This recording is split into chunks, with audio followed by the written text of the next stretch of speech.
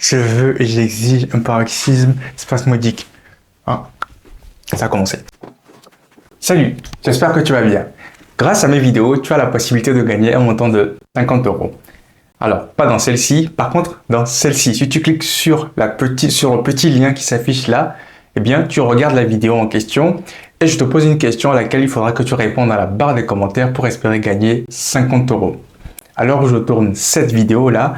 Eh bien, cette vidéo-là que je te montre ici n'est pas encore sortie. Donc, tu as toujours la possibilité de gagner ce montant de 50 euros. Donc, le tirage au sort n'est pas encore fait. Donc, c'est toujours possible. Je t'invite à aller la regarder, d'autant plus que l'histoire que je te raconte dans cette vidéo est d'autant plus passionnante, aussi intéressante que celle que je vais te raconter dans cette vidéo.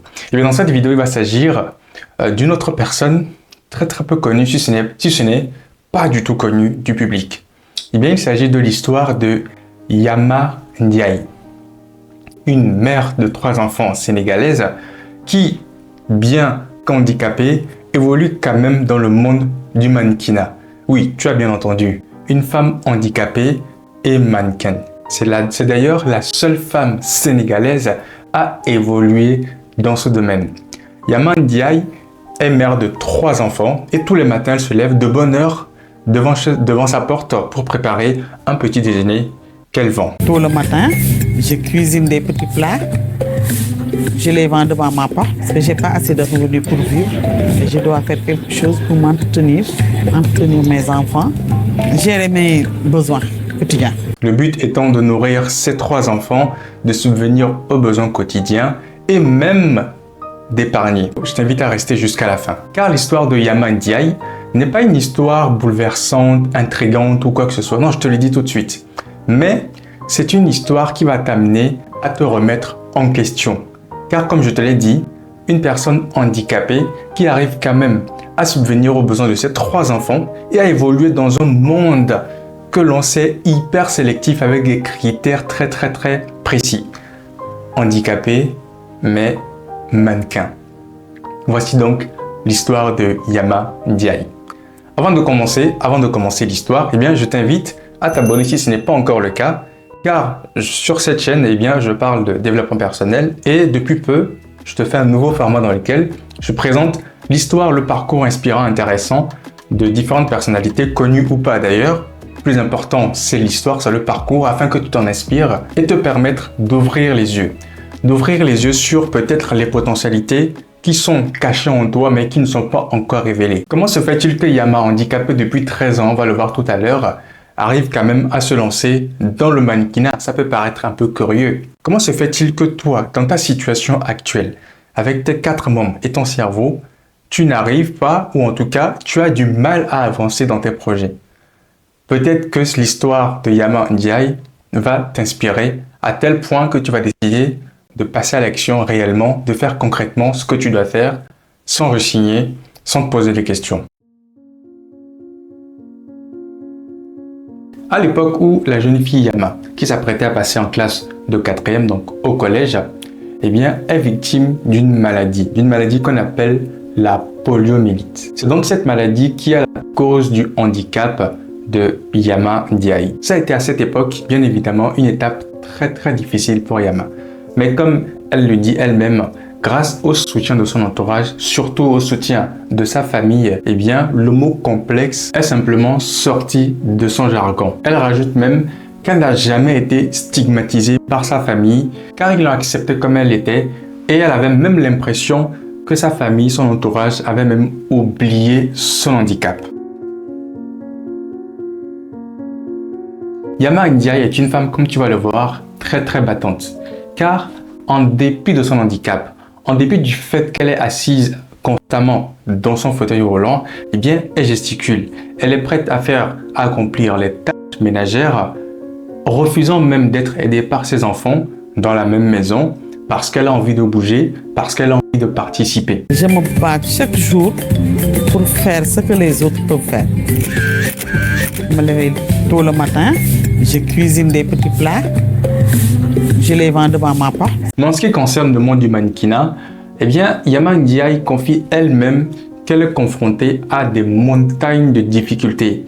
Car, bien évidemment, pour une personne lambda, il y a déjà des critères assez sélectifs. Mais pour elle encore, une personne handicapée, tu imagines les différents préjugés, les rejets d'une part de la société et de surcroît d'un milieu très sélectif et assez fermé. Mais elle continue quand même de foncer vers son objectif, vers sa passion. C'est une battante qui ne lâche jamais rien. Elle ne lâche donc jamais rien et parfois refuse même de faire cas, de parler de ses différentes difficultés. Car pour elle, ça fait partie de la vie. Même les personnes valides éprouvent des difficultés, à plus forte raison, elle qui est handicapée. Et elle confie également qu'elle est souvent confrontée à un manque de moyens financiers, notamment dans le cadre d'un déplacement.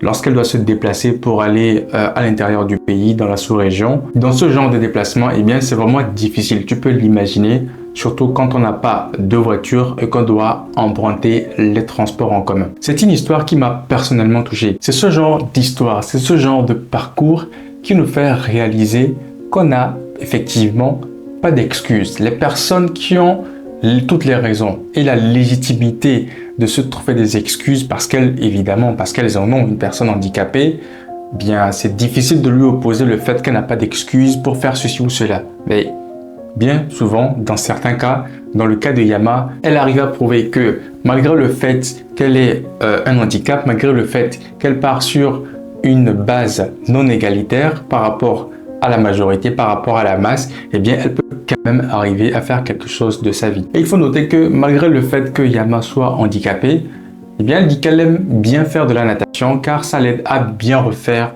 ses jambes. Maintenant, avec un peu de recul, tu peux légitimement te poser la question de savoir d'où vient cette idée, d'où vient l'idée que malgré son handicap, qu'elle décide, qu'elle se lance quand même dans le mannequinat.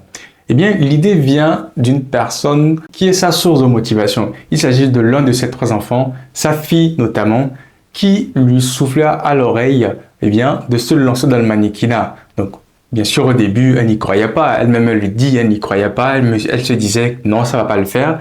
L'idée est venue de ma fille. Elle m'a dit, maman, je veux que tu deviennes la top modèle des personnes handicapées. Je veux te voir défiler dans les plateaux. Je lui ai dit, tu sais que ça va jamais arriver. Elle m'a dit, je crois en vous, j'ai confiance en vous. Et si vous le faites, tu vas réussir. Et voilà, je l'ai fait. Et ça y est. Il a fallu juste qu'elle se lance et aujourd'hui, la voilà en train de faire des entraînements pour des défilés de mode. Elle dit également qu'elle le fait pour faire comprendre aux gens qui sont dans le même état qu'elle, donc aux personnes handicapées, que eux aussi, ils ont droit à la vie, à une vie normale, qu'ils ont aussi droit de façon légitime de prétendre à une vie normale. Et son principal défi est aussi de montrer aux autres personnes qui vivent le même handicap ou qui vivent tout simplement un handicap, eh bien, de ne pas être dans une situation de forcément tendre la main et d'aimer la facilité, mais qu'on peut, bien étant dans cette situation, travailler pour pouvoir gagner son pain. Il faut savoir que dans bien de pays en Afrique, les personnes en situation de handicap ont tendance à se retrouver dans une position de victime. Parce que malheureusement, la vie en a décidé autrement pour elles, eh bien, elles sont un petit peu en retrait de la vie classique, de la vie commune de tous. Et donc, Yama Ndiaye se bat pour faire comprendre à cette catégorie de population qu'elles ont elles aussi, ces personnes, droit à une vie normale, qu'elles ont elles aussi droit de se battre pour gagner leur vie autrement. Oui, tu as bien lu. Bien que Yama ne mène pas une vie de star, une vie luxurieuse, eh bien, elle a quand même un planning d'une personne digne de star. Car tôt le matin, lorsqu'elle se lève pour faire à manger et vendre devant sa maison, eh bien, dans l'après-midi, les mercredis et les dimanches, lorsque sa fille ne va pas à l'université, eh bien, ces après-midi-là sont consacrés aux séances de répétition de mannequinat.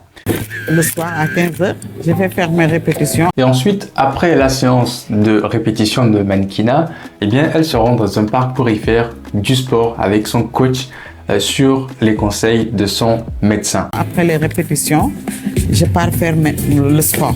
Je fais beaucoup de sport. C'est dans la main gauche et dans la jambe gauche aussi. Donc si je ne fais pas de sport, je vais perdre ma main. Donc le médecin m'a dit de beaucoup faire de sport.